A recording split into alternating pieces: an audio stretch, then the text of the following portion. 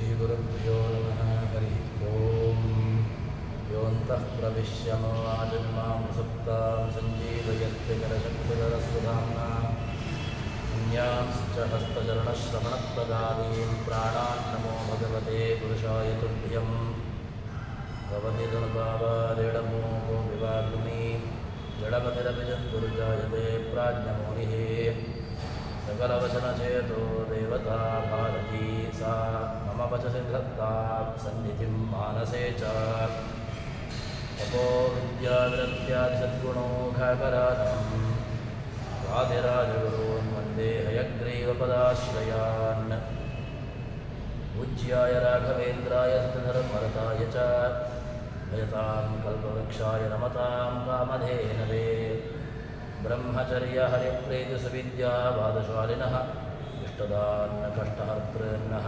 विद्यामान्यान् मुनीन् नुमः. ನಿನ್ನೆಯ ದಿನ ರಮಾದೇವಿಯ ಸ್ತೋತ್ರದ ಭಾಗವನ್ನು ದಾಸರು ಜಗನ್ನಾಥದಾಸರು ಮಾಡಿರತಕ್ಕಂತಹ ವಿಭಾಗದ ರೀತಿಯನ್ನು ನೋಡ್ತಾ ಇದ್ದೆವು. ಅದರಲ್ಲಿ ಲಕ್ಷ್ಮೀದೇವಿಯನ್ನು ಕೊಂಡಾಡುವಾಗ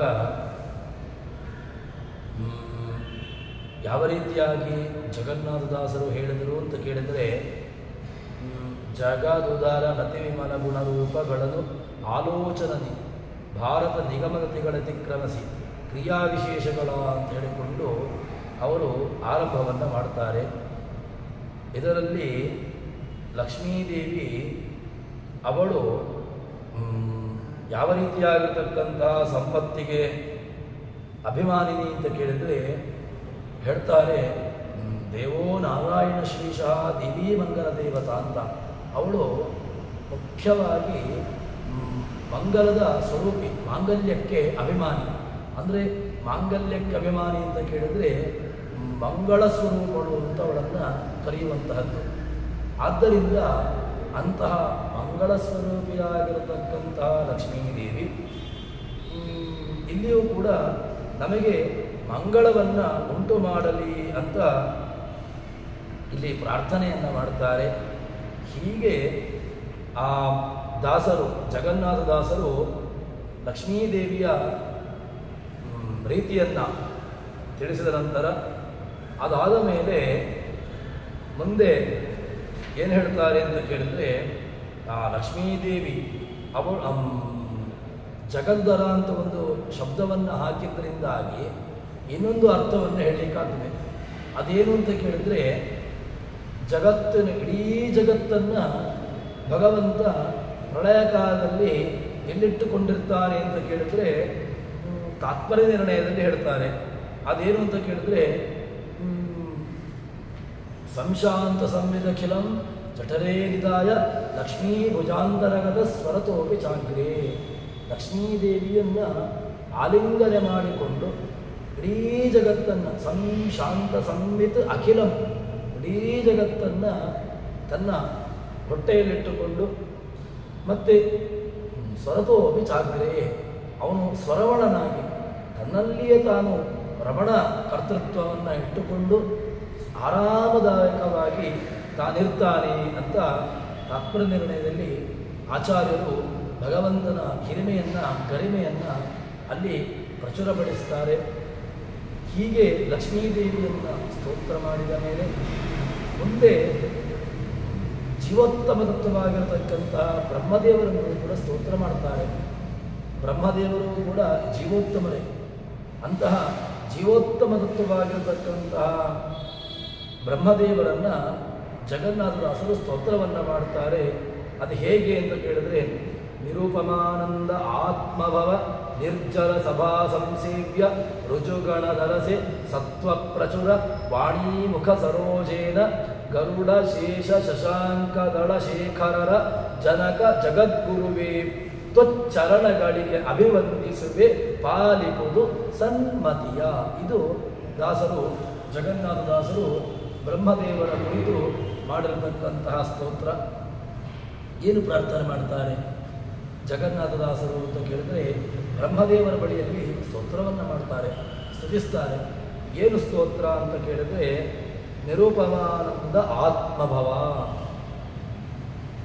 ಯಾರೂ ಕೂಡ ಜೀವೋತ್ತಮರಾಗಿರತಕ್ಕಂಥವರು ಬ್ರಹ್ಮದೇವರು. ಮೊದಲಿಗೆ ಇದರ ಮೇಲ್ನೋಟದ ಅರ್ಥವನ್ನು ಒಂದು ನೋಡುವಂತಹ ಪ್ರಯತ್ನ ಮಾಡುವ. ಏನು ಶಬ್ದಗಳ ಅರ್ಥ ಏನು ಅಂತ ಕೇಳಿದ್ರೆ ನಿರೂಪಮ ಆನಂದ ಆತ್ಮಭವ, ಅಸದೃಶವಾಗಿರತಕ್ಕಂಥವರು. ಅದಾದ ಮೇಲೆ ಆನಂದ ಸ್ವರೂಪಿಯಾಗಿರ್ತಕ್ಕಂಥವರು. ಆತ್ಮಭವ, ಆತ್ಮನಿಂದಾಗಿ, ಆತ್ಮೇಶ ಬ್ರಹ್ಮ ಸಂಭವಾತ್, ಆತ್ಮಶಬ್ದಕ್ಕೆ ಪರಮಾತ್ಮನನ್ನು ಹೇಳ್ತಾರೆ. ಯಾಕೆ ಅಂತ ಹೇಳಿದ್ರೆ ಅಲ್ಲಿ ಆ ಆತ್ಮಶಬ್ದದ ಪ್ರಯೋಗವನ್ನು ಬ್ರಹ್ಮನಿಗೆ ಹೇಳಿದ್ರಿಂದಾಗಿ, ಅಂದರೆ ಭಗವಂತನಿಗೆ ಹೇಳಿದ್ರಿಂದಾಗಿ ಅಂತಹ ಆತ್ಮಭವ ಭಗವಂತ ಬ್ರಹ್ಮದೇವರಿಂದಾಗಿ ಅಲ್ಲ, ಭಗವಂತನಿಂದಾಗಿ ಹುಟ್ಟಿರತಕ್ಕಂಥವರು. ನಿರ್ಜರ ಸಭಾ ಸಂಸೇವ್ಯ. ಯಾರು ನಿರ್ಜರರು ಅಂತ ಕೇಳಿದ್ರೆ ಅಮರವನ್ನು ನೋಡಿದಾಗ ಗೊತ್ತಾಗ್ತದೆ. ಅಮರಾಹ ನಿರ್ಜರಾಹ ದೇವಾಹ ಸದೃಶಃ ವಿಬುಧಾಸುರಾಹ. ನಿರ್ಜರ ಶಬ್ದಕ್ಕೆ ಅವರು ನಿರ್ಜರಸರು. ಜರೆ ಮುಪ್ಪು ಯಾವುದೂ ಇಲ್ಲ. ಈ ದೋಷಗಳು, ಅದೊಂದು ರೀತಿಯಾಗಿರತಕ್ಕಂತಹ ದೋಷಗಳು, ಬಾಲ್ಯ, ಕೌಮಾರ, ಯೌವನ, ವಾರ್ಧಕ್ಯ, ಇದೆಲ್ಲವೂ ಕೂಡ ದೋಷ. ಅವರಿಗೆ ದೇವತೆಗಳಿಗೆ ಯಾವ ದೋಷಗಳೂ ಇಲ್ಲ. ಅದರಿಂದಾಗಿ ಅವರನ್ನು ನಿರ್ಜರರು ಅಂತ ಕರೀತಾರೆ. ನಿರ್ಜರ ಸಭಾ ಸಂಸೇವ್ಯ. ಯಾರಿಂದ? ದೇವತೆಗಳಿಂದ, ದೇವತೆಗಳ ಗಣನ, ದೇವತೆಗಳ ಸಮೂಹ, ಅದರಿಂದಾಗಿ ಸಂಸೇವ್ಯರು, ಚೆನ್ನಾಗಿ ಸ್ತೋತ್ರ ಸೇವಿಸಲಿಕ್ಕೆ ಯೋಗ್ಯರಾಗಿರತಕ್ಕಂಥವರು. ಅಷ್ಟು ಮಾತ್ರವಲ್ಲದೆ ರುಜುಗಣಧರಸೆ. ಇನ್ನು ಮುಂದೆ ಆ ರುಜುಗಣವನ್ನು ಅಂದರೆ ವಾಯು ಪದವಿಯನ್ನು ಅಲಂಕರಿಸಲಿಕ್ಕಿರತಕ್ಕಂಥವರು. ಅಂತಹ ಸತ್ವಪ್ರಚುರ ಮತ್ತು ಸತ್ವಗುಣ ಮಾತ್ರ ಅಧಿಕವಾಗಿರತಕ್ಕಂಥವರು. ಉಳಿದಂತಹ ರಜೋಗುಣ, ತಮೋಗುಣದ ಕಿಂಚಿತ್ತೂ ಕೂಡ ಸಂಬಂಧ ಇಲ್ಲ. ಅಂತಹ ಸತ್ವಪ್ರಚುರ, ಅಧಿಕವಾಗಿರತಕ್ಕಂತಹ ಸತ್ವಗುಣ. ಮತ್ತು ವಾಣೀಮುಖ ಸರೋಜೇನ, ಸರಸ್ವತಿಯ ಮುಖಕಮಲಕ್ಕೆ ತಾವು ಮುಖ್ಯವಾಗಿ ಸೂರ್ಯನಂತಿರತಕ್ಕಂಥವರು. ಅದಾದ ಮೇಲೆ ಗರುಡ ಶೇಷ ಶಶಾಂಕ ದಳ ಶೇಖರರ. ಗರುಡ, ಶೇಷ, ರುದ್ರ ಇವರೆಲ್ಲರಿಗೂ ಕೂಡ ಮುಖ್ಯರಾಗಿರತಕ್ಕಂಥವರು. ಅದಾದ ಮೇಲೆ ಜನಕ ಜಗದ್ಗುರುವೇ, ಇಡೀ ಜಗತ್ತಿಗೆ ಗುರುಗಳಾಗಿರತಕ್ಕಂಥವರು. ಬ್ರಹ್ಮದೇವರು ಮುಖ್ಯ ಗುರುಗಳು. ಅಂತಹ ಜನಕ ಜಗದ್ಗುರುವೇ ತ್ವಚ್ಚರಣಗಳಿಗೆ ಅಭಿವಂದಿಸುವೆ. ನಿಮ್ಮ ಪಾದ ಕಮಲಗಳಿಗೆ ನಾನು ನಮಸ್ಕಾರವನ್ನು ಮಾಡ್ತಾ ಇದ್ದೇನೆ. ಅಭಿವಂದಿಪೆ, ಪಾಲಿಪುದು ಸನ್ಮತಿಯ. ನನಗೆ ಸನ್ಮತಿಯನ್ನು ಕೊಡು, ನನಗೆ ಒಳ್ಳೆಯ ಮತಿಯನ್ನು ಕೊಡು. ಸನ್ಮಾರ್ಗ ಅಂದರೆ ಸತ್ನಾಮಕನಾಗಿರ್ತಕ್ಕಂಥ ಭಗವಂತನಲ್ಲಿ ಒಳ್ಳೆಯ ಮನಸ್ಸನ್ನಿಡುವಂತೆ ನನ್ನನ್ನು ಪ್ರೇರೇಪಡಿಸು ಎಂಬುದಾಗಿ ಇಲ್ಲಿ ಜಗನ್ನಾಥದಾಸರು ಸ್ತೋತ್ರವನ್ನು ಮಾಡ್ತಾರೆ. ಇದರ ಶಬ್ದಾರ್ಥಗಳನ್ನು ನೋಡುವಂತಹ ಒಂದು ಸಣ್ಣ ಪ್ರಯತ್ನವನ್ನು ಮಾಡುವ. ಏನು ಬ್ರಹ್ಮದೇವರು ಏನು ಅಂತ ಕೇಳಿದ್ರೆ ಅವರನ್ನು ಮೊದಲಿಗೆ ಕೊಟ್ಟಿರತಕ್ಕಂತಹ ವಿಶೇಷಣ ಯಾವುದು ಅಂತ ಕೇಳಿದ್ರೆ ನಿರೂಪಮ ಆನಂದ ಆತ್ಮಭವ. ನಿರೂಪಮ, ಇವರಿಗೆ ಇನ್ನೊಂದು ಉಪಮೆ. ನಾ ಉಪಮ ಯಸ್ಯ ನಿರೂಪಮ. ಬ್ರಹ್ಮದೇವರಿಗೆ ಭಗವಂತ ಲಕ್ಷ್ಮೀದೇವಿಯನ್ನು ಈ ಬ್ರಹ್ಮದೇವರ ಬಳಿ ವ್ಯವಸ್ಥೆಯನ್ನಿಟ್ಟುಕೊಳ್ಳುವಾಗ ಅವರಿಬ್ಬರನ್ನು ಪ್ರತ್ಯೇಕ ಮಾಡುವ. ಈಗ ನಾವು ಬ್ರಹ್ಮದೇವರ ವಿಷಯನ್ನಿಟ್ಟುಕೊಂಡು ನೋಡುವಂತಹ ಒಂದು ಸಣ್ಣ ಪ್ರಯತ್ನ ಮಾಡುವ. ನಿರೂಪಮ ಏನು? ಬ್ರಹ್ಮದೇವರಿಗೆ ಇನ್ನೊಂದು ಉಪಮೆ ಯಾವುದೂ ಇಲ್ಲ. ಯಾಕೆ? ಜೀವೋತ್ತಮ ತತ್ವ. ಉಳಿದಂತಹ ಯಾರೆಲ್ಲ ಗರುಡ, ಶೇಷ, ರುದ್ರಾದಿಗಳಿದ್ದಾರೆ ಅವರೆಲ್ಲರೂ ಕೂಡ ಇವರಿಗೆ ಸಮಾನವಾಗಲಿಕ್ಕೆ ಸಾಧ್ಯವೇ ಇಲ್ಲ. ಆದ್ದರಿಂದಾಗಿ ಇವರಿಗೆ ಉಪಮೆಯಾಗಲಿಕ್ಕೂ ಸಾಧ್ಯ ಇಲ್ಲ. ಇವರ ಸದೃಶರಾಗಿ ಇರಲಿಕ್ಕೆ ಸಾಧ್ಯವೇ ಇಲ್ಲ. ಆದ್ದರಿಂದ ನಿರೂಪಮ ನ ಉಪಮಾಯಸ್ಯ.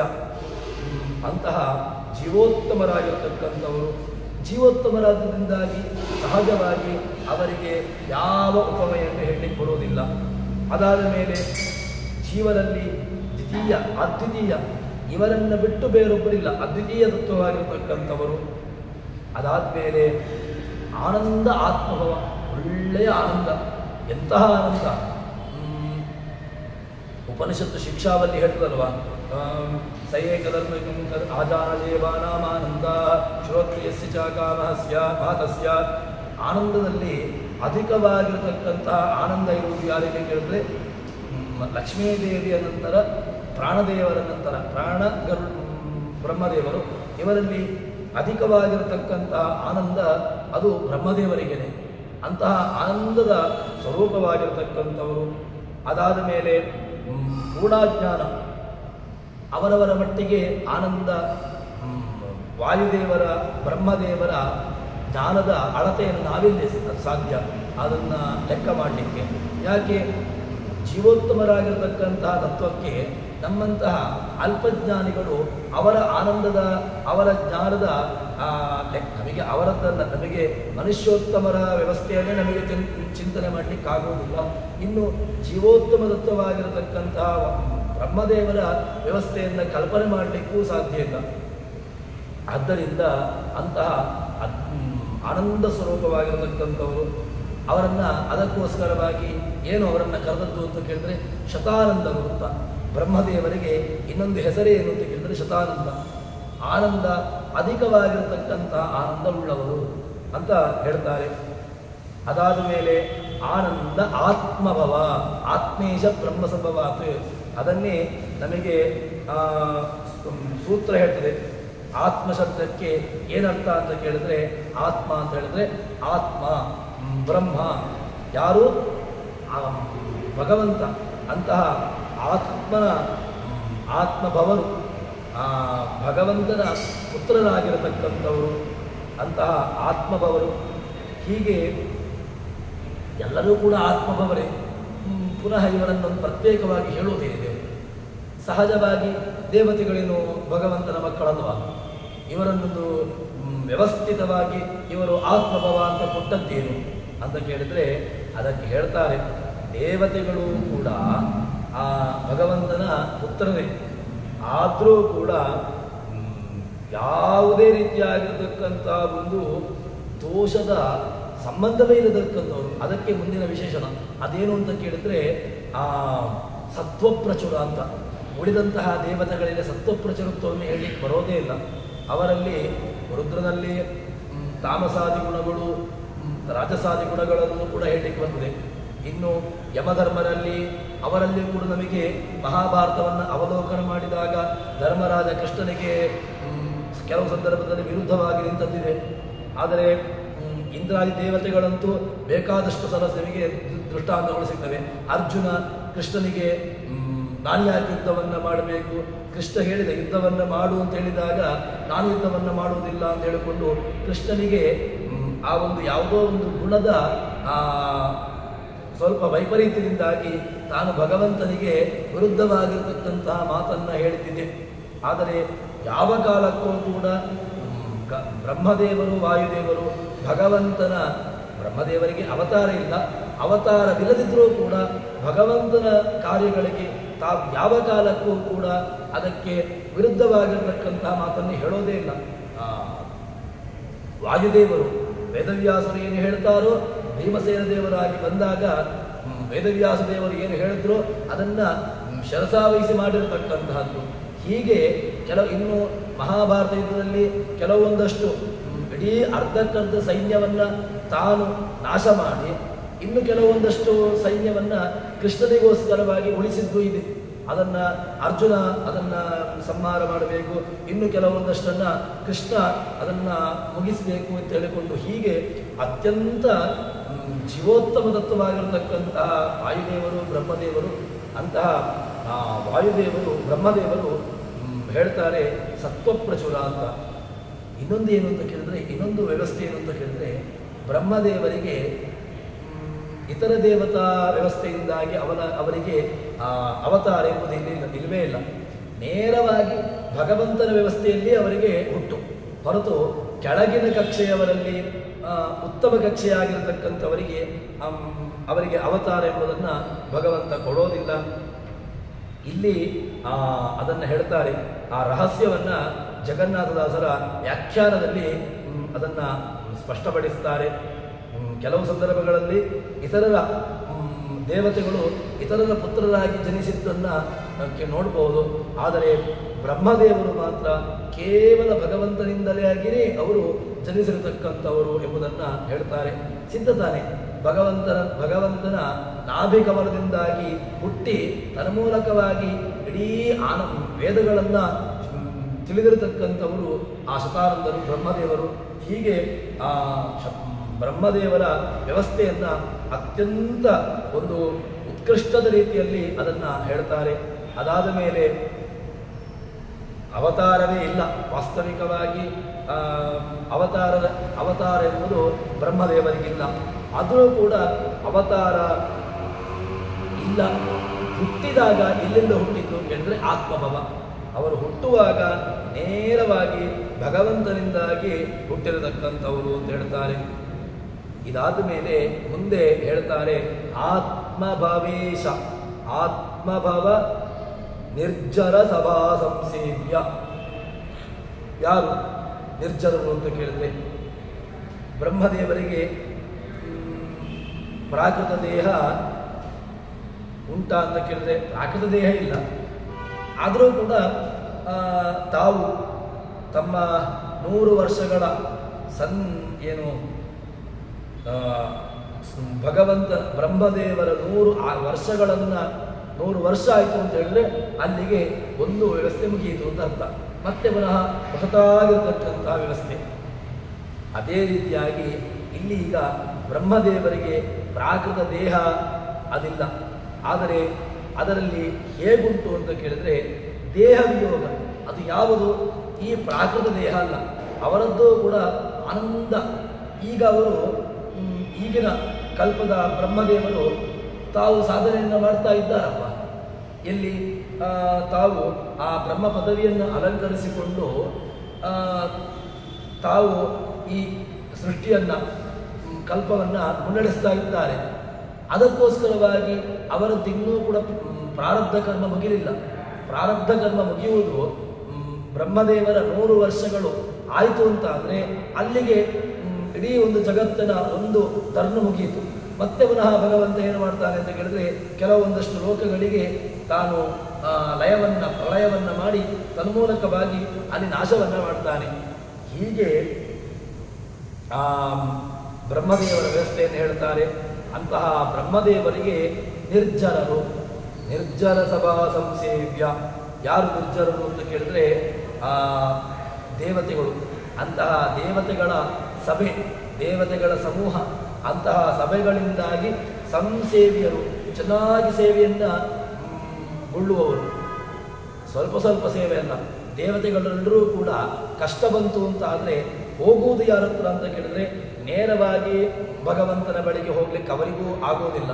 ಮತ್ತೆ ದೇವತೆಗಳಿಗೂ ಕೂಡ ಅಧಿಪತಿಯಾಗಿರತಕ್ಕಂಥವರು ಯಾರು ಅಂತ ಕೇಳಿದ್ರೆ ಬ್ರಹ್ಮದೇವರೇ.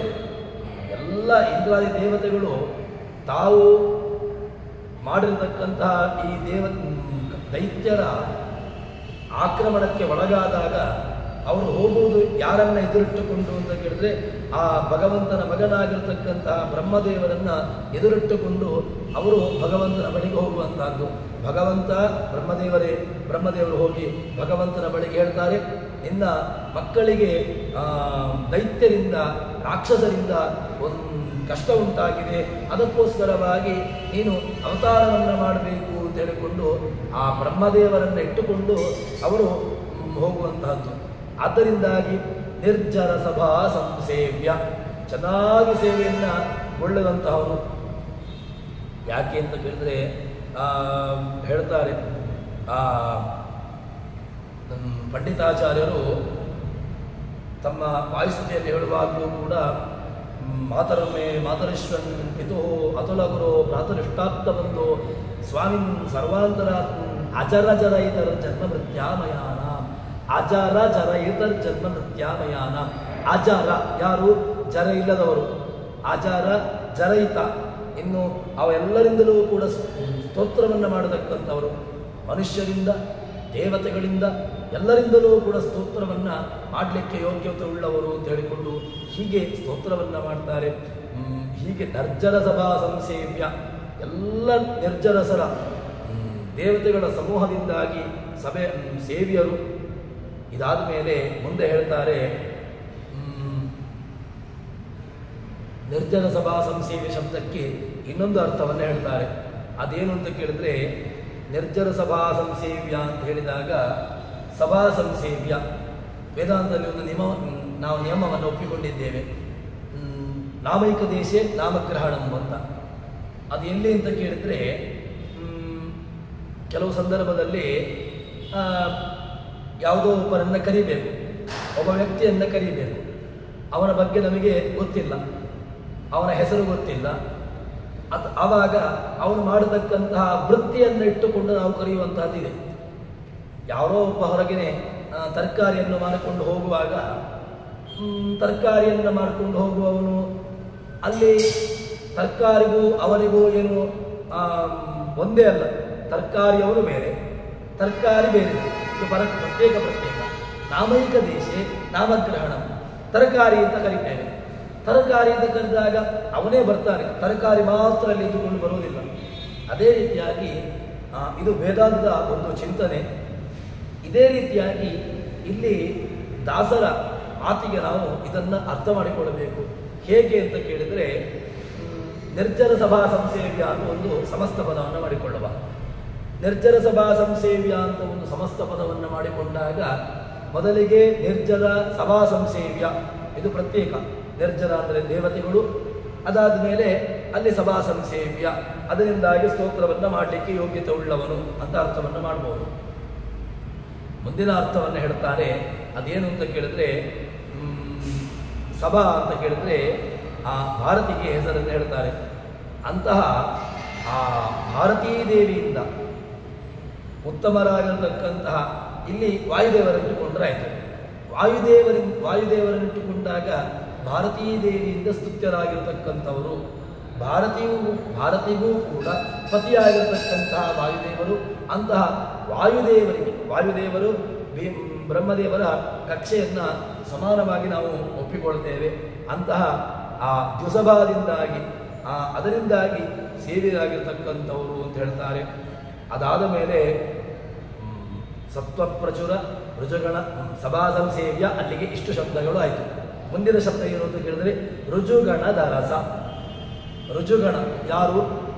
ಮುಂದೆ ಬ್ರಹ್ಮ ಪದವಿಯನ್ನು ಅಲಂಕರಿಸತಕ್ಕಂಥವರು ಮುಂದೆ ವಾಯುದೇವರ ಪದವಿಯನ್ನು ಅಲಂಕರಿಸ್ತಾರೆ. ಅಂತಹ ವಾಯುದೇವರ ಪದವಿಗೆ ಬಂದು ಮತ್ತೆ ಮುಂದೆ ಅವರ ಸಾಧನೆಯನ್ನು ಮುಗಿಸಿಕೊಂಡು ಮತ್ತೆ ಮುಂದಕ್ಕೆ ಹೋಗುವಂತಹದ್ದು. ಹೀಗೆ ಆ ರುಜುಗಣ ಬ್ರಹ್ಮ ಪದವಿ ಅವರ ಸಾಧನೆಯ ಕೊನೆಯ ಹಂತ. ಬ್ರಹ್ಮ ಪದವಿ ಬಂತು ಅಂತ ಹೇಳಿದರೆ ಹೇಗೆ ಅಂತ ಕೇಳಿದ್ರೆ, ರಾಷ್ಟ್ರಪತಿ, ನಮ್ಮ ಈಗ ವ್ಯವಸ್ಥೆಯಲ್ಲಿ, ಲೌಕಿಕ ವ್ಯವಸ್ಥೆಯಲ್ಲಿ ಸಣ್ಣ ದೃಷ್ಟಾಂತ ನೋಡುವುದಂತಂದರೆ ರಾಷ್ಟ್ರಪತಿ ಸುಪ್ರೀಂ, ಅವರು ಈ ಎಲ್ಲ ವ್ಯವಸ್ಥೆಗಳಿಂದಲೂ ಕೂಡ ಉತ್ತಮರಾಗಿರ್ತಕ್ಕಂಥವರು. ನಾವು ಈಗ ಇಂತಹ ಒಂದು ಸಣ್ಣ ದೃಷ್ಟಾಂತ ಇಟ್ಟುಕೊಳ್ಳುವುದು ಅಂತಾದರೆ, ಬ್ರಹ್ಮ ಪದವಿ ಅದಕ್ಕೆ ಇಂತಿಷ್ಟು ಜೀವರಾಶಿಗಳೇ ಬರಲಿಕ್ಕೆ ಇರತಕ್ಕಂಥವರು. ನಾನು ಹೋಗಿ ಬ್ರಹ್ಮ ಪದವಿಗೆ ಹೋಗ್ತೇನೆ ಅಂತ ಹೇಳಿದರೆ ಅದು ಆಗುವುದಿಲ್ಲ. ಹೀಗೆ ಬ್ರಹ್ಮ ಪದವಿ ಸಾಧನೆಯ ಕೊನೆಯ ಹಂತ. ಏನು ರುಜುಗಣದವರಿದ್ದಾರೆ, ಬ್ರಹ್ಮ ಪದವಿಗೆ ಬರುವಂತಹ ಯೋಗ್ಯತೆ ಉಳ್ಳವರು ಯಾರಿದ್ದಾರೆ, ಅವರ ಸಾಧನೆಯ ಕೊನೆಯ ಹಂತ ಬ್ರಹ್ಮ ಪದವಿ. ಅಂತಹ ಆ ಬ್ರಹ್ಮ ಪದವಿಗೆ ಬರತಕ್ಕಂಥವರು ಆ ರುಜುಗಣದ ಅಧಿಪತಿಯಾಗಿರತಕ್ಕಂಥವರು ಅಂತ ಹೇಳ್ತಾರೆ. ಇಂತಹ ಅದನ್ನು ವ್ಯಾಖ್ಯಾನಕಾರರು ಬಹಳ ಚೆನ್ನಾಗಿ ಹೇಳ್ತಾರೆ. ಅದೇನು ಅಂತ ಕೇಳಿದ್ರೆ, ಮಧ್ವಜದಲ್ಲಿ ಒಳ್ಳೆಯ ವ್ಯವಸ್ಥೆಯನ್ನು ಹೇಳ್ತಾರೆ. ರುಜುಪಂಗವಸ್ಯ ಪರಿಜಾನತ ಸ್ವಯಂ ಎಂಬಂತಹ ಈ ಮಾತಿನ ಮೂಲಕವಾಗಿ ರುಜುಗಳು ಅಂತ, ರುಜು ಪದವಿಗೆ ಬರಲಿಕ್ಕೆ ಯೋಗ್ಯರಾಗಿರ್ತಕ್ಕಂಥವರು ಅಂತ. ಅಂತಹ ಆ ರುಜುಗಳಾಗಿರ್ತಕ್ಕಂಥವರು ಹೀಗೆ ಇಷ್ಟು ಮಹತ್ವವುಳ್ಳವರು. ಅದಾದ ಮೇಲೆ ಸತ್ವಪ್ರಚುರ ಎಂಬುದಕ್ಕೆ ಸಹಜವಾಗಿರತಕ್ಕಂತಹ ಅರ್ಥ ಸತ್ವಗುಣ ವಿಶಿಷ್ಟವಾಗಿರತಕ್ಕಂಥವರು ಅಂತ. ಸತ್ವಗುಣ ಬ್ರಹ್ಮದೇವರಿಗಿಂತ ಬಿಟ್ಟು ಇನ್ನೂ ಯಾರನ್ನು ನಾವು ಹೇಳಲಿಕ್ಕಿಲ್ವೇ ಇಲ್ಲ. ಉಳಿದಂತಹ ದೇವತೆಗಳಲ್ಲಾದರೂ ಕೂಡ ನಮಗೆ ಕೆಲವು ಸಂದರ್ಭಗಳಲ್ಲಿ ನಾವು ನೋಡಿದ್ದೇವೆ. ರುದ್ರಾದಿಗಳಲ್ಲಿ, ಇಂದ್ರಾದಿಗಳಲ್ಲಿ ಅವರ ತಾಮಸ ಕಿಂಚಿತ್ತು ತಾಮಸ ಗುಣದ ಪ್ರವೇಶವಾದರೂ ಅವರಿಗೆ ಆಗ್ತದೆ. ಅದಾದ ಮೇಲೆ ಕೆಲವು ಸಂದರ್ಭದಲ್ಲಿ ರಜೋಗುಣದ ಪ್ರವೇಶವೂ ಆಗುವುದು ಕಂಡಿದೆ. ಆದರೆ ಸತ್ವ ರಜೋಗುಣ ತಮೋಗುಣದ ಸ್ಪರ್ಶವೂ ಕೂಡ ಇಲ್ಲದಿರತಕ್ಕಂಥವರು ಬ್ರಹ್ಮದೇವರು, ವಾಯುದೇವರು, ಅದೇ ರೀತಿಯಾಗಿ ಬ್ರಹ್ಮದೇವರು, ಭಾರತೀ ದೇವಿ, ಸರಸ್ವತೀ ದೇವಿ, ಲಕ್ಷ್ಮೀದೇವಿ, ಭಗವಂತ ಇವರ ಯಾರಿಗೂ ಕೂಡ ಸತ್ವಾದಿ ಗುಣಗಳ ಲವ ಲೇಷ ಕಿಂಚಿತ್ತು ಸ್ಪರ್ಶವೂ ಕೂಡ ಇವರಿಗೆ ಇಲ್ಲವೇ ಇಲ್ಲ.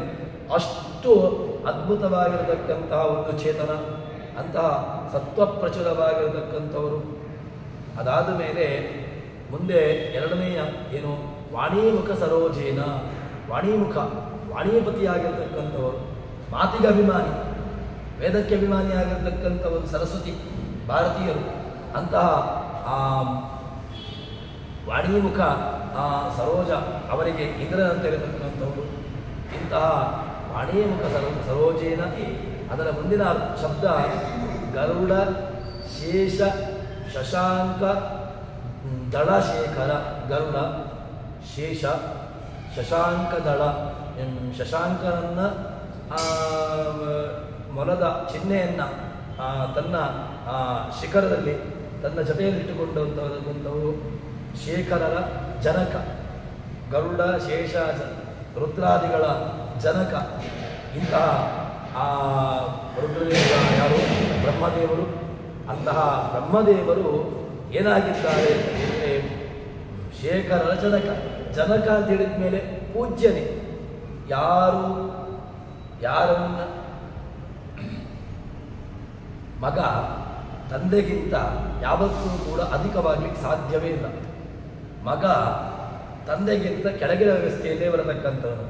ಇಲ್ಲಿ ಈಗ ಗರುಡ ಶೇಷ ರುದ್ರಾದಿಗಳನ್ನು ಅವರ ಅಧಿಪತಿಯಾಗಿ ಅವರಿಗೆ ಜನಕ ಅಂತ ಹೇಳಿದ್ರಿಂದಾಗಿ ಬ್ರಹ್ಮದೇವರು ಎತ್ತರದ ವ್ಯವಸ್ಥೆಯಲ್ಲಿ ಹೋದರು.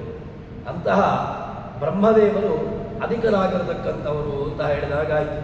ಅಂತಹ ಗರುಡ ಶೇಷ ರುದ್ರಾದಿಗಳಿಗಿಂತಲೂ ಕೂಡ ಬ್ರಹ್ಮದೇವರು ಅತ್ಯಂತ ಪೂಜ್ಯ, ಅತ್ಯಂತ ಉತ್ಕೃಷ್ಟವಾಗಿರತಕ್ಕಂಥವರು. ಅಂತಹ ಗರುಡ ಶೇಷ ದಳಾಂಕ ಶೇಖರ ಜನಕ ಜಗದ್ಗುರುವೇ. ಭಗವಂತ ಈ ಬ್ರಹ್ಮದೇವರು ಜಗತ್ತಿಗೆ ಗುರುಗಳು, ಗುರುಸ್ಥಾನೀಯದಲ್ಲಿರತಕ್ಕಂಥವರು. ಯಾಕೆ? ಭಗವಂತನ ನಂತರ ನಮಗೆ ಗುರುಭ್ಯೋ ನಮಃ, ಮೂಲಗುರುಭ್ಯೋ ನಮಃ, ಆದಿಗುರುಭ್ಯೋ ನಮಃ ಅಂತ ಹೇಳಿದಾಗ ಅಲ್ಲಿ ಯಾರಿಂದ ಆರಂಭ ಆಗ್ತದೆ ಅಂತ ಹೇಳಿದ್ರೆ ಬ್ರಹ್ಮದೇವರಿಂದ ಆರಂಭವಾಗ್ತದೆ. ಕೊನೆಗೆ ಯಾರು ನಮಗೆ ಜ್ಞಾನವನ್ನು ಜ್ಞಾನೋಪದೇಶಕರು ಯಾರಿದ್ದಾರೋ ಅಂತಹ ಜ್ಞಾನೋಪದೇಶಕರ ತನಕನೂ ಕೂಡ ಎಲ್ಲರನ್ನೂ ಕೂಡ ಸ್ಮರಣೆ ಮಾಡಲೇಬೇಕು. ಅಂತಹ ಜಗದ್ಗುರುಗಳಾಗಿರತಕ್ಕಂತಹ ಬ್ರಹ್ಮದೇವರು ವಾಯುದೇವರು ಜಗದ್ಗುರುಗಳೇ. ವಾಯುದೇವರು ಅವತಾರದಲ್ಲಿ ಹನುಮಂತನಾಗಿ ಭೀಮಸೇನನಾಗಿ ಮಧ್ವರಾಗಿ ಬಂದ ಮೇಲೆ ಜಗತ್ತಿಗೆ ಜ್ಞಾನವನ್ನು ಉಪದೇಶ ಮಾಡಿರತಕ್ಕಂತಹ ಒಂದು ದೊಡ್ಡ ವ್ಯವಸ್ಥೆ ಅದು ಮಧ್ವರದ್ದು. ಅಂತಹ ಮಧ್ವರ ಆ ಬ್ರಹ್ಮದೇವರು ವಾಯುದೇವರ ಸಮಾನವಾಗಿರ್ತಕ್ಕಂತಹ ಕಕ್ಷೆ ಆ ಬ್ರಹ್ಮದೇವರು. ಅದಕ್ಕೆ ಬೇಕಾಗಿರತಕ್ಕಂತಹ ಪ್ರಮಾಣವನ್ನು ಕೂಡ ಹೇಳ್ತಾರೆ. ಜಗದ್ಗುರುತ್ವಂ ಆದಿಷ್ಟಂ ಮಯಾತೆ ಕಮಲೋದ್ಭವ. ಏನು ಜಗದ್ಗುರುತ್ವ ಪದವಿಯನ್ನು ಕೊಟ್ಟಿರತಕ್ಕಂತಹದ್ದು ಯಾರು ಅಂತ ಕೇಳಿದ್ರೆ ಮಯಾದತ್ತಂ, ಭಗವಂತ ಹೇಳತಕ್ಕಂತಹ ಮಾತು, ನಾನು ನಿನಗೆ ಕೊಟ್ಟಿದ್ದೇನೆ. ಈ ವ್ಯವಸ್ಥೆಯನ್ನು ಬ್ರಹ್ಮದೇವರಿಗೆ ಭಗವಂತ ಕೊಟ್ಟಿರತಕ್ಕಂತಹ ಆಜ್ಞೆ. ಅಂತಹ ಬ್ರಹ್ಮದೇವರು ಅಂತ ಹೇಳ್ತಾರೆ. ಜಗದ್ಗುರುವೇ ತ್ವಚ್ಚರಣಗಳಿಗೆ ಅಭಿವಂದಿಸುವೆ, ನಿನ್ನ ಕಮಲಗಳಿಗೆ ನಾನು ಅಭಿವಂದಿಸ್ತೇನೆ. ಯಾಕೆ ಅಂತ ಕೇಳಿದ್ರೆ ನೀನು ನನಗೆ ಇಷ್ಟು ದೊಡ್ಡ ಅನುಗ್ರಹವನ್ನು ಮಾಡಿದ್ದೆ. ಅದರಿಂದಾಗಿ ನಾನು ನಿನಗೆ ಸದಾಕಾಲ ನಿನ್ನ ಪಾದ ಕಮಲಗಳಿಗೆ ನಾನು ಅಭಿವಂದಿಸ್ತೇನೆ ಅಂತ ಹೇಳ್ತಾರೆ. ವಾಯುದೇವರು ಹನುಮಂತನಾಗಿ ಅವತಾರವನ್ನು ಮಾಡುವಾಗ ವಾಯುದೇವರು ಸ್ವಾಭಾವಿಕವಾಗಿ ಮೂಲರೂಪದಲ್ಲಿ ಸತ್ವಗುಣ ಇತ್ತು. ಅವತಾರದಲ್ಲಿಯೂ ಕೂಡ ಅವರೇನು ತಾಮಸ ಪ್ರವೃತ್ತಿಯನ್ನು ಮಾಡಿಲ್ಲ. ಹನುಮಂತನಾಗಿ ಬಂದರು. ಹನುಮಂತನಾಗಿ ಬಂದ ಮೇಲೆ ಅಲ್ಲೇ ಲಂಕೆಗೆ ಹೋದರು. ಲಂಕೆಗೆ ಹೋಗಿ ಅಲ್ಲಿರತಕ್ಕಂಥ ಎಲ್ಲ ರಾಕ್ಷಸರನ್ನು ಸಂಹಾರ ಮಾಡಿದ್ರು. ಇದೆಲ್ಲವೂ ಕೂಡ ತಾಮಸ ಗುಣ ಅಲ್ವಾ. ತಾಮಸಿ ಪ್ರವೃತ್ತಿಯನ್ನು ವಾಯುದೇವರು ತೋರಿಸಿದ್ದಾರೆ ಹನುಮಂತನಾಗಿದ್ದುಕೊಂಡು. ಇನ್ನು ಭೀಮಸೇನಾಗಿದ್ದಾಗಂತೂ ಸಿಕ್ಕವರನ್ನು ಗುದ್ದಿ ಅಂತೂ ಅವರನ್ನು ನುಚ್ಚು ನೂರು ಮಾಡಿಟ್ಟಿದ್ದಾರೆ. ಇಂಥವರನ್ನು ನೀವು ಸತ್ವಪ್ರಚುರ ಅಂತ ಹೇಗೆ ಹೇಳ್ತೀರಿ? ಅವರಲ್ಲಿ ಸತ್ವಗುಣ ಇರಲಿಕ್ಕೆ ಸಾಧ್ಯವೇ ಇಲ್ಲಲ್ಲ. ಅವರೆಲ್ಲರೂ ಕೂಡ ತಾಮಸಿ ಪ್ರವೃತ್ತಿಯನ್ನು ಮಾಡಿರ್ತಕ್ಕಂಥದ್ದು ಕಾಣ್ತಾ ಉಂಟಲ್ವ. ಅವರನ್ನು ಸತ್ವಪ್ರಚುರ ಅಂತ ಹೇಗೆ ಹೇಳ್ತೀರಿ ಅಂತ ಕೇಳಿದಾಗ ಅದಕ್ಕೆ ಒಳ್ಳೆಯ ಪ್ರಮಾಣವನ್ನು ಕೂಡ ಹೇಳ್ತಾರೆ. ವಾಯುದೇವರು ಯಾವ ಕಾಲಕ್ಕೂ ಕೂಡ ನೀವು ಅವರ ಮೂಲರೂಪವನ್ನು ಇಟ್ಟುಕೊಂಡಾಗಲಿ ಹೇಳಿ ಅಥವಾ ಅವತಾರ ರೂಪಗಳನ್ನು ಬೇಕಾದರೂ ಹೇಳಿ, ಯಾವ ರೂಪದಲ್ಲಿಯೂ ಕೂಡ ಅವರಲ್ಲಿ ರಜೋಗುಣ ತಮೋಗುಣದ ಅಭಿವ್ಯಕ್ತಿ ಎಂಬುದು ಆಗಲೇ ಇಲ್ಲ. ಯಾವ ಕಾಲಕ್ಕೂ ಕೂಡ ಈ ದುಷ್ಟವಾಗಿರತಕ್ಕಂಥ ರಜೋಗುಣದ ತಮೋಗುಣದ ಸಂಪರ್ಕ ಇಲ್ಲವೇ ಇಲ್ಲ. ಅಷ್ಟು ಪರಿಶುದ್ಧವಾಗಿರತಕ್ಕಂಥ ಒಂದು ತತ್ವ ಅದು ಬ್ರಹ್ಮದೇವರು ವಾಯುದೇವರು. ಅಂತಹ ಬ್ರಹ್ಮ ವಾಯುಗಳು ಮತ್ತೊಂದೇನು ಅಂತ ಕೇಳಿದ್ರೆ ಜರಾದಿಗಳಿಲ್ಲವೇ ಇಲ್ಲ. ಶುದ್ಧವಾಗಿರತಕ್ಕಂಥವರು.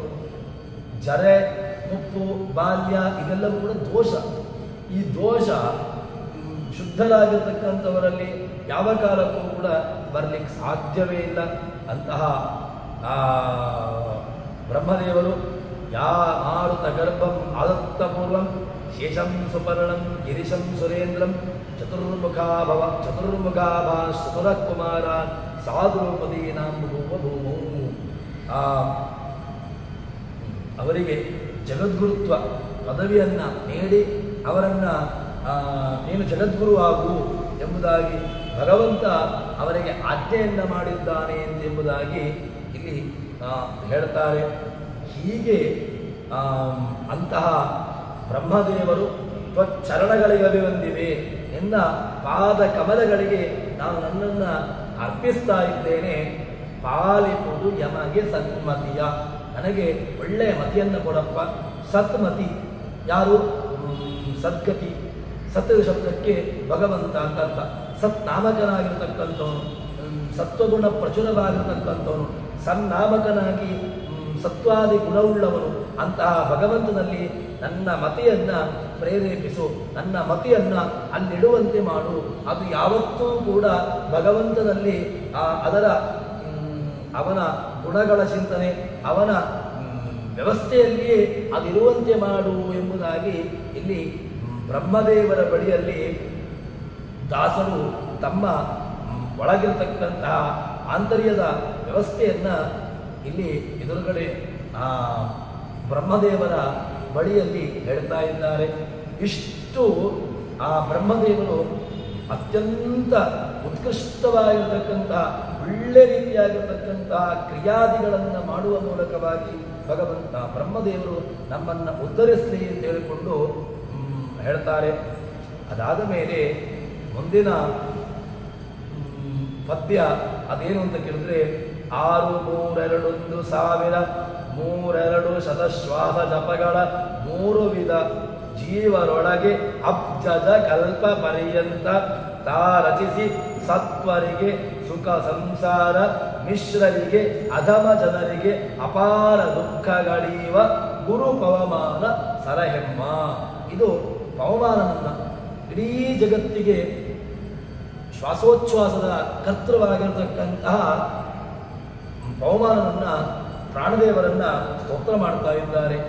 ಜಗನ್ನಾಥದಾಸರು ಭಗವಂತ ತಮ್ಮ ಒಳಗಿರತಕ್ಕಂತಹ ಎಲ್ಲ ಅವರ ಮನೆ ಅವರ ಒಬ್ಬರಲ್ಲಿ ಅಂತಲ್ಲ, ಇಡೀ ಜೀವನಲ್ಲಿದ್ದುಕೊಂಡು ತಾವು ಮಾಡತಕ್ಕಂತಹ ಆಚಾರ್ಯ ಮಧ್ವರು ಕೂಡ ಅದನ್ನು ಪ್ರಮಾಣವನ್ನು ಹೇಳ್ತಾರೆ.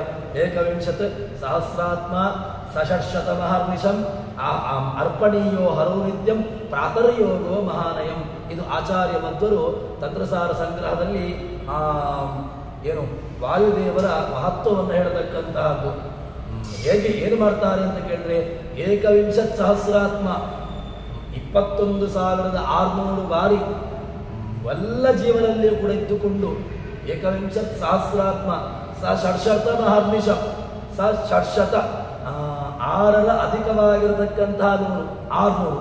ಇನ್ನು 21,000 21,600 ಬಾರಿ ಎಲ್ಲ ಜೀವರಾಶಿಗಳಲ್ಲಿ ಇದ್ದುಕೊಂಡು ಶ್ವಾಸೋಚ್ಛ್ವಾಸವನ್ನು ಮಾಡ್ತಾರೆ. ನಾವು ದೇವರನ್ನು ಬಿಡಿ, ದೇವರನ್ನೂ ಮರೆತು ಬದುಕ್ತಾ ಇದ್ದೇವೆ. ಹುಟ್ಟಿದಾಗಿನಿಂದ ಒಂದು ದಿವಸನೂ ಕೂಡ, ಯಾವತ್ತೋ ಒಂದು ದಿವಸ ಹುಟ್ಟಿದ್ದೇನೆ, ಒಂದು 35 ವರ್ಷಗಳ ಹಿಂದೆ ಹುಟ್ಟಿದ್ದೇನೆ ಅಂತ ಇಟ್ಟುಕೊಳ್ಳುವ. 35 ವರ್ಷಗಳ ಹಿಂದೆ ಹುಟ್ಟಿರತಕ್ಕಂಥವರು ಇವತ್ತಿನ ತನಕ ಒಂದೂ ದಿವಸನೂ ಕೂಡ ದೇಹದಲ್ಲಿ ಒಂದು ವಿರಾಮವನ್ನು ತೆಗೆದುಕೊಳ್ಳದೆ ಒಳಗಿನಿಂದ ಹೊರಗೆ, ಹೊರಗಿನಿಂದ ಒಳಗೆ ಪಂಪ್ ಮಾಡ್ತಾ ಇದ್ದಾರಲ್ವ. ಒಂದು ದಿವಸ ವಾಯುದೇವರು ನಮ್ಮ ದೇಹದಲ್ಲಿ ವಿರಾಮವನ್ನು ತೆಗೆದುಕೊಂಡ್ರು ಅಂತಾದರೆ ಅಲ್ಲಿಗೆ ಮುಗಿಯಿತು ಎಲ್ಲ ವಿರಾಮ. ಅಲ್ಲಿಗೆ ಮತ್ತೆ ಯಾವ ಗೋಡವೇ ಇಲ್ಲ, ಯಾವುದೇ ಒಂದು ಭಯವಿಲ್ಲ. ಅಷ್ಟು ನಮಗೆ ಆ ಪ್ರಾಣದೇವರ ಒಂದು ಕೃಪೆಯನ್ನು ನಾವು ಅವಲೋಕನೆ ಮಾಡಬೇಕು. ಏನು ಮಾಡ್ತಾ ಇದ್ದಾರೆ ಅಂತ ಕೇಳಿದ್ರೆ, ಒಳ್ಳೆಯ ವ್ಯವಸ್ಥೆಯನ್ನ ಜಗನ್ನಾಥರು ಕೊಂಡಾಡ್ತಾರೆ. 6,3,2,000 ಶತಶ್ವಾಸ ಜಪಗಳ, ಇದೊಂದು ಇದೇ ಸಂಖ್ಯೆಯನ್ನು ನಾನು ಹೇಳಿದ್ದು. 21,000 ಅಂತ 21,000 6 3 2 1,000 6ರ 3 ಅದರಿಂದಾಗಿ 21,000 ಅಂದರೆ 21,000. ಆ 3 ಅದು 2 ಆಗಬೇಕು ಅಂದರೆ 600 ಆಯಿತು. ಹೀಗೆ ಇಷ್ಟು ಶ್ವಾಸೋಚ್ಛ್ವಾಸವನ್ನು ಒಬ್ಬ ದಿನಕ್ಕೆ ಒಂದು ಲೆಕ್ಕ. ಇದು ನಿತ್ಯದಲ್ಲೂ ಕೂಡ ನಾವು ಇಷ್ಟೇ ಶ್ವಾಸೋಚ್ಛ್ವಾಸವನ್ನು ಮಾಡುವುದು ಅಂತ ಹೇಳಿಕೊಂಡು ನಮಗೆ ಇದಮಿತ್ತಂ ಅಂತ ಕೊಟ್ಟಿರತಕ್ಕಂಥ ಒಂದು ಸಂಖ್ಯೆ. ನಾವು ಒಬ್ಬ ಜೀವ ದಿನದಲ್ಲಿ ಎಷ್ಟು ಬಾರಿ ಶ್ವಾಸೋಚ್ಛ್ವಾಸವನ್ನು ಮಾಡ್ತಾನೆ ಅಂತ ಕೇಳಿದ್ರೆ ಇಷ್ಟೇ ಬಾರಿ, 21,600 ಬಾರಿ ದಿನಕ್ಕೆ ಅವನ ಶ್ವಾಸೋಚ್ಛ್ವಾಸ ಅಷ್ಟೇ. ಇದಕ್ಕಿಂತ ಅಧಿಕವಾಗಿ ಮಾಡಿದ ಅಂತ ಹೇಳಿದ್ರೆ ಅವನಿಗೆ ಆ ಶ್ವಾಸೋಚ್ಛ್ವಾಸ ಎಷ್ಟು ಹೋಯ್ತೋ ಅಲ್ಲಿಗೆ ಅವನಿಗೆ ಅವನ ಟಿಕೆಟ್ ತಗೊಳ್ಳಿಕ್ಕೆ ಮುಂದೆ ಬೇಗ ಬಂದ ಅಂತ ಲೆಕ್ಕ. ಅದಕ್ಕೋಸ್ಕರವಾಗಿ ಇದನ್ನ ಸಂಖ್ಯೆಯನ್ನು ಹೇಳ್ತಾರೆ.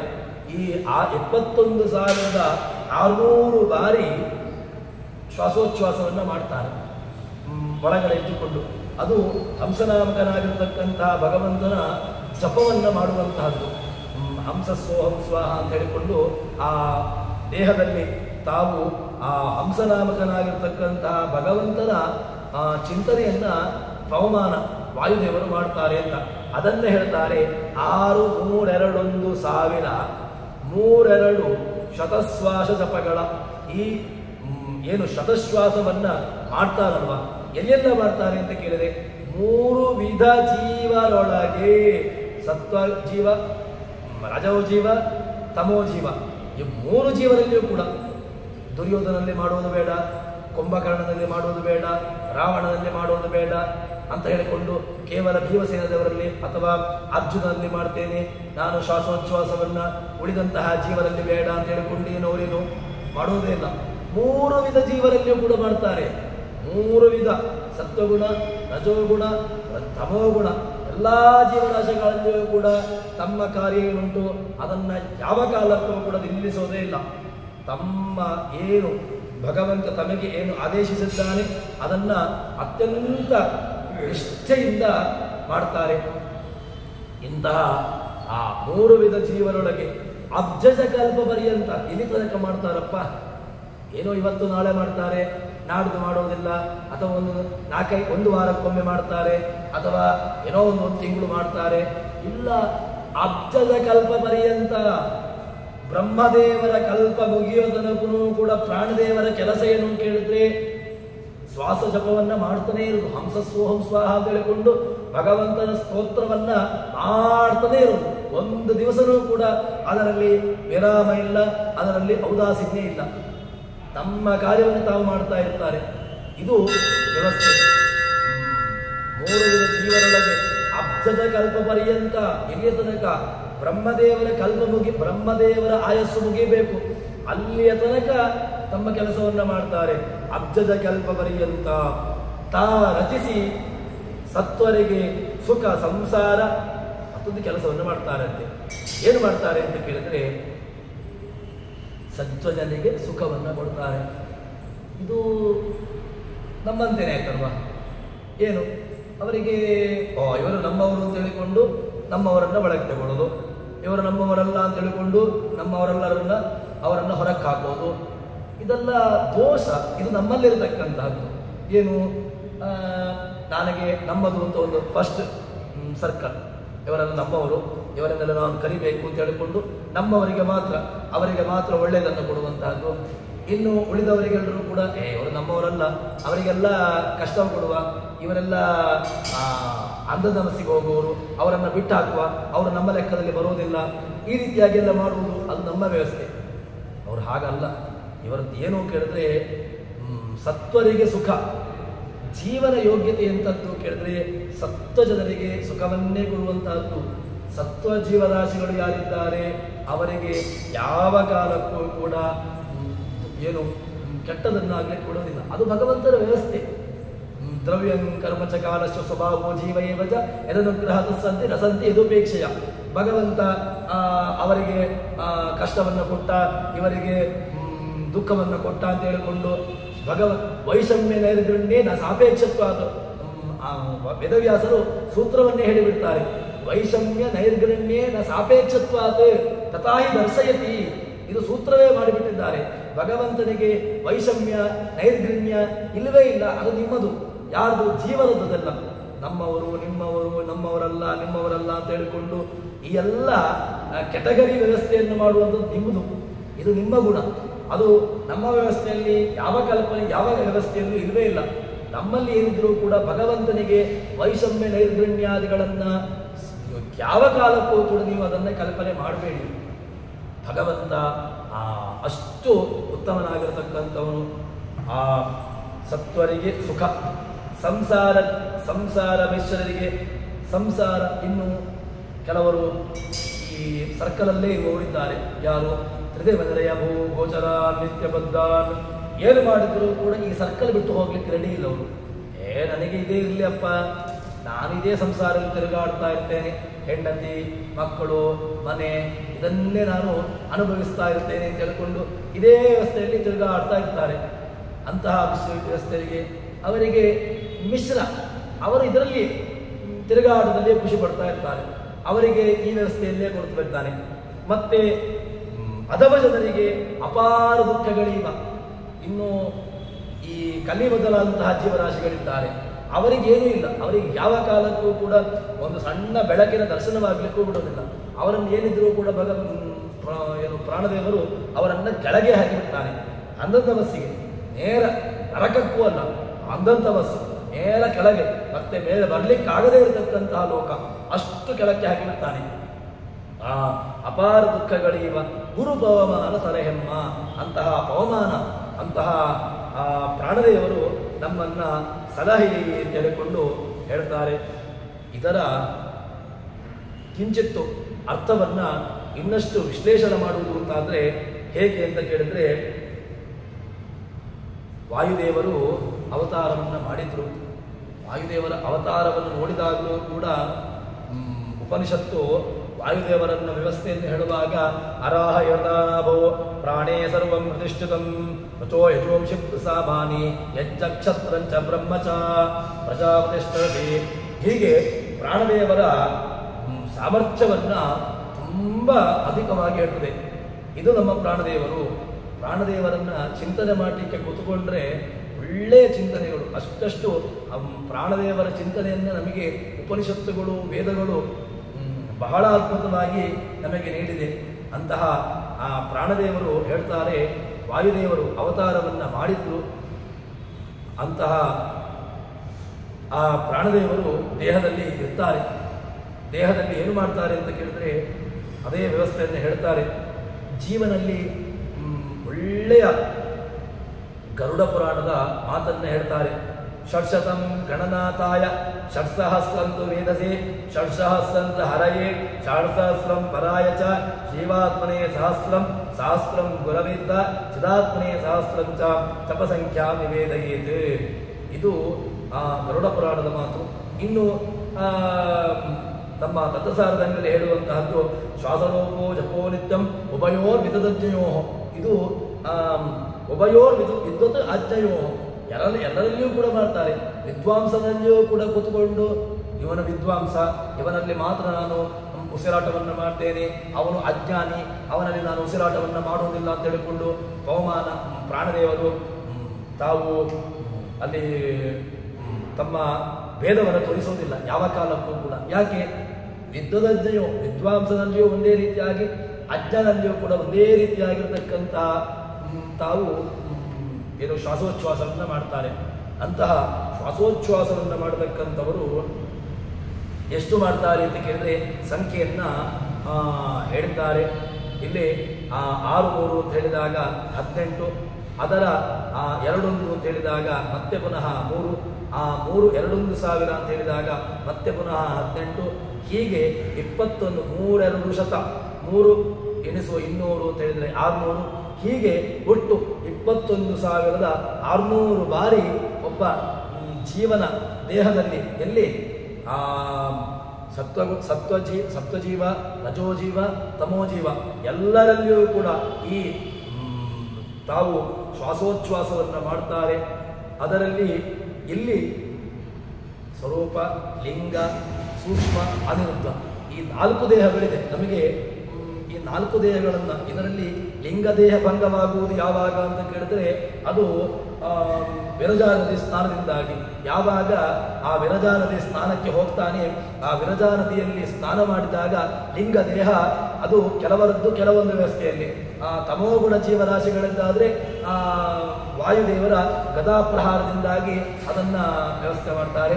ಇನ್ನು ಒಳ್ಳೆಯ ಜೀವರಾಶಿ ಅಂತಾದರೆ ಅವರದ್ದು ಸತ್ವ ವಿರಜಾ ನದಿಯ ಸ್ನಾನದಿಂದಾಗಿ ಅಲ್ಲಿ ಲಿಂಗದೇಹ ಭಂಗವಾಗಿ ಮುಂದೆ ಮೋಕ್ಷಕ್ಕೆ ಹೋಗ್ತಾನೆ ಅಂತ ಹೇಳಿಕೊಂಡು ಅದನ್ನು ಹೇಳ್ತಾರೆ.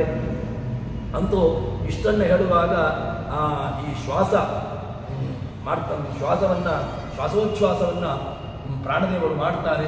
ಮಾಡತಕ್ಕಂತಹ ಪ್ರಾಣದೇವರು ಏನು ಮಾಡ್ತಾರೆ ಅಂತ ಕೇಳಿದರೆ ಸತ್ವರಿಗೆ ಸುಖ, ಒಳ್ಳೆಯ ಸಜ್ಜನ ವರ್ಗ ಯಾರಿದ್ದಾರೆ ಅವರಿಗೆ ಒಳ್ಳೆಯದಾಗಿರತಕ್ಕಂತಹ ಸುಖ, ನಿತ್ಯ ಸುಖವನ್ನು ನಾವು ಅರ್ಥ ಮಾಡಿಕೊಳ್ಳುವ. ಯಾಕೆ ಅಂತ ಕೇಳಿದ್ರೆ ಸುಖ ಶಬ್ದಕ್ಕೆ ಈ ಐಹಿಕವಾಗಿರ್ತಕ್ಕ ಸುಖವನ್ನು ಇಟ್ಟುಕೊಂಡು ನಾವು ಸುಖ ಶಬ್ದವನ್ನು ಅದಕ್ಕೆ ಪ್ರಯೋಗ ಮಾಡೋದೇ ತಪ್ಪಾಗ್ತದೆ. ಯಾಕೆ ಅಂತ ಕೇಳಿದ್ರೆ ಸುಖ ಶಬ್ದ ಪ್ರಯೋಗ ವಾಸ್ತವಿಕವಾಗಿ ಎಲ್ಲಿರುವುದು ಅಂತ ಕೇಳಿದ್ರೆ ಮೋಕ್ಷದಲ್ಲಿಯೇ ಸುಖ ಅಂತ ಪ್ರಯೋಗ ಇರುವಂತಹದ್ದು. ಈ ಸುಖಗಳು ಅದೆಲ್ಲವೂ ಕೂಡ ಯಾವುದಕ್ಕೂ ಪ್ರಯೋಜನಕ್ಕೆ ಬಾರದೇ ಇರತಕ್ಕಂಥ ಸುಖಗಳು, ಅದೆಲ್ಲವೂ ಕೂಡ ವ್ಯರ್ಥ ಸಾಧ್ಯವಾಗಿರ್ತಕ್ಕಂಥ ಸುಖಗಳು. ಆದ್ದರಿಂದ ಆ ಸುಖಗಳನ್ನು ಯಾವ ಕಾಲಕ್ಕೂ ಕೂಡ ನಾವು ಸುಖ ಶಬ್ದದಿಂದಾಗಿ ಹೇಳಲಿಕ್ಕೆ ಬರೋದೇ ಇಲ್ಲ. ಇದಾದ್ಮೇಲೆ ಮುಂದೆ ಸಂಸಾರ ಮಿಶ್ರರಿಗೆ, ಇನ್ನು ಮಿಶ್ರ ಜೀವರಾಶಿಗಳಿದ್ದಾರೆ. ಅವರು ಇದೇ ಹೇಳಿದೆ ಅಲ್ವಾ, ಈ ವ್ಯವಸ್ಥೆಯಲ್ಲಿ ತಿರುಗಾಟದಲ್ಲಿ ಖುಷಿ ಪಡುವವರು, ತಂದೆಂದರೆ ಗೋಚರ ನಿತ್ಯ ಬದ್ಧ ಅವರು ಬದ್ಧರು, ಇದೇ ವ್ಯವಸ್ಥೆಯಲ್ಲಿ ತಿರುಗಿಗಾಕೊಂಡು ಇರ್ತೇನೆ ಅಂತ ಹೇಳಿಕೊಂಡು. ಇನ್ನು ಅಧಮ ಜನರಿಗೆ, ಯಾರೆಲ್ಲ ಈ ಕಲಿಮದಾದಂತಹ ಜೀವರಾಶಿಗಳಿಗೆ, ಅವರಿಗೆ ಯಾವ ಕಾಲಕ್ಕೂ ಕೂಡ ಒಂದು ಸಣ್ಣ ಆನಂದದ ಹನಿಯೂ ಕೂಡ ಆಗಲಿಕ್ಕೆ ಬಿಡುವುದಿಲ್ಲ. ಅವರಿಗೆ ಆನಂದದ ಹನಿ ಎಲ್ಲಿ ಒಳ್ಳೆ ಆನಂದದ ಸಣ್ಣ ಒಂದು ಬಿಂದು ಕೂಡ ಅವರಿಗೆ ಸಿಗ್ಲಿಕ್ಕೆ ಬಿಡುವುದಿಲ್ಲ, ಅಷ್ಟು ಅವರನ್ನು ವ್ಯವಸ್ಥೆ ಮಾಡ್ತಾರೆ. ಹೀಗೆ ಅವರನ್ನು ಯಾಕೆ ಅಂತ ಕೇಳಿದ್ರೆ, ಅಲ್ಲ ವಾಯುದೇವರು ಏನು ಮಾಡ್ತಾರೆ? ವಾಯುದೇವರು, ನೀವೀಗ ವಾಯುದೇವರನ್ನು ಸ್ತೋತ್ರ ಮಾಡ್ತಾ ಇದ್ದೀರಿ, ಮೋಕ್ಷವನ್ನು ಕೊಡತಕ್ಕಂತಹ ಚಿಂತನೆ ಅದು ಭಗವಂತನದ್ದು, ಇದೆಲ್ಲ ಯಾಕೆ? ಈ ಪ್ರಾಣದೇವರನ್ನು ನೀವೀಗ ಪ್ರಾಣದೇವರಿಗೂ ಮೋಕ್ಷಕ್ಕೂ ಏನು ವ್ಯವಸ್ಥೆ? ಅದೆಲ್ಲ ಬೇಡ ಅಲ್ವಾ? ಅದು ಆ ಚಿಂತನೆ ಯಾಕೆ ಕೊಡ್ತಾ ಇದ್ದೀರಿ ಅಂತ ಕೇಳಿದಾಗ, ಇದು ದಾಸರಿಗೇನಾದರೂ ಕೂಡ ಜಗನ್ನಾಥ ದಾಸರಿಗೆ ವ್ಯತ್ಯಾಸ ಆಯಿತಾ ಅಂತ ಕೇಳಿದ್ರೆ ಇಲ್ಲ. ಯಾಕೆ ಅಂತ ಕೇಳಿದ್ರೆ ತಾತ್ಪರ್ಯ ನಿರ್ಣಯದ ಮಾತನ್ನು ನಾವೇನು ನೆನಪಿಸಿಕೊಳ್ಳಬೇಕು. ಅದೇನು ಅಂತ ಕೇಳಿದ್ರೆ ವಾಯುಶ್ಚ ತದರಂಜಯ ಅಂತ ಒಂದು ವಾಕ್ಯ ಬರ್ತದೆ, ಸೂತ್ರ ಭಾಷೆಯಲ್ಲಿ ಅದನ್ನು ಹೇಳ್ತಾರೆ. ಆದರೂ ಕೂಡ ಪ್ರಸಿದ್ಧವಾಗಿರತಕ್ಕಂತಹ ಆಚಾರ್ಯರ ತಾತ್ಪರ್ಯ ನಿರ್ಣಯವನ್ನಿಟ್ಟುಕೊಂಡಾಗ ವಿಷ್ಣುರಿಹಿದಾತ ಮೋಕ್ಷಸ್ಯ ವಾಯುಶ್ಚ ತದರಂಜಯ ಅಂತ, ವಾಯುದೇವರು ಭಗವಂತನ ಆಜ್ಞೆಗೆ ಅನುಸಾರವಾಗಿ ಮೋಕ್ಷವನ್ನು ಕೊಡ್ತಾರೆ ಅಂತ ಹೇಳಿದ್ದಾರೆ.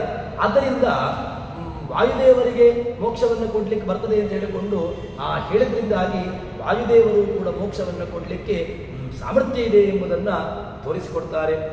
ಹೀಗೆ ಇನ್ನು ಅಧಮ ಜನರಿಗೆ ಅಪಾರ ದುಃಖವನ್ನು ಕೊಡ್ತಾರೆ ಅಂತ ಹೇಳಿಕೊಂಡು ಸತ್ವರಿಗೆ ಒಳ್ಳೆಯ ರೀತಿಯಾಗಿರ್ತಕ್ಕಂತಹ ಅನುಗ್ರಹವನ್ನು ಮಾಡ್ತಾರೆ ಅಂತ ಹೇಳಿಕೊಂಡು ಹೇಳ್ತಾರೆ. ಹೀಗೆ ಅಂತಹ ಗುರು ಪವಮಾನ ಸಲಹೆಮ್ಮ, ಅಂತಹ ಪವಮಾನ ನನ್ನನ್ನು ಸಲಹಲಿ ಅಂತ ಹೇಳಿಕೊಂಡು ಜಗನ್ನಾಥದಾಸರು ಆ ಭಗವಂತನ ಪುತ್ರನಾಗಿರತಕ್ಕಂತಹ ಪವಮಾನನಲ್ಲಿ ಪ್ರಾಣದೇವರಲ್ಲಿ ತಾವು ಸ್ತೋತ್ರವನ್ನು ಮಾಡ್ತಾರೆ. ಅಂತಹ ಪವಮಾನ ನಮಗೂ ಕೂಡ ಆ ಭಗವಂತನ ಈ ಚಿಂತನೆಯನ್ನು ಇನ್ನಷ್ಟು ಅಧಿಕವಾಗುವಂತೆ ಮಾಡಲಿ. ಅದೇ ರೀತಿಯಾಗಿ ನಮ್ಮ ಹಂಸ ಮಂತ್ರದ ಚಿಂತನೆಯನ್ನು ನಿತ್ಯದಲ್ಲೂ ಕೂಡ ಭಗವಂತನಿಗೆ ಅರ್ಪಿಸೋಣ ಅಂತ ಹೇಳುವಲ್ಲಿ ಇವತ್ತಿನ ಪ್ರವಚನವನ್ನು ಹರಿಪ್ರಿಯತಾ ಶ್ರೀಕೃಷ್ಣ